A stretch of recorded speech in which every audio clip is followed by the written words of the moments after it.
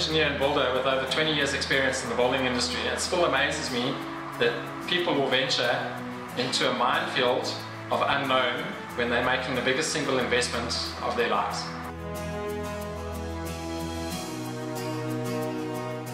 Well, obviously you want to start off by selecting an architect. Obviously an architect that's registered with the South African Council of Architects is a good place to start. An architect's going to provide you with the insight and the design to obviously build your dream home.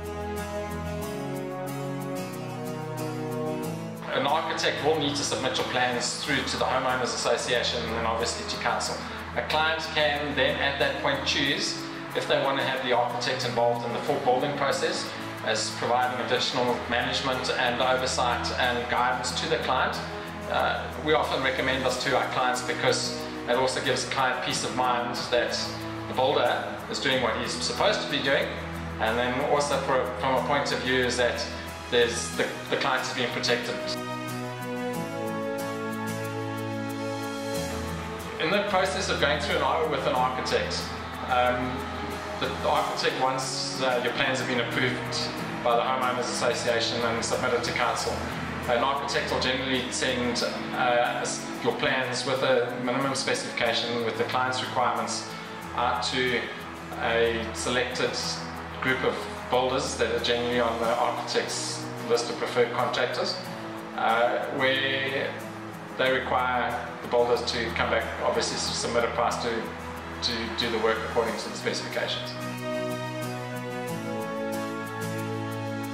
What we suggest to a client, if they're not going to use an architect to do the adjudication on their tenders, is to actually go out and go and see 2 or 3 of the prospective builders' building sites, see how clean they are, see the quality of their workmanship, speak to their current clients, see how well they actually get on with the builder, whether the builder's above board, if there are changes to how the builder deals with those changes.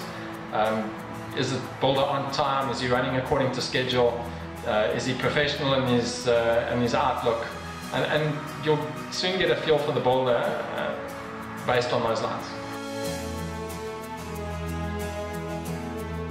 What we say to people is, when you select your builder, make sure that he's reliable. If you've got a builder that doesn't come to site for any reason, for a particular day, doesn't phone you, you can see that you're going to have a breakdown in the relationship going forward. But what we also recommend to our clients is that obviously a builder that's registered with the Master Builders Association, it's a selection process. You're not just automatically fill in a form and become a member of the Builders Association. It is an adjudication that's done by their board.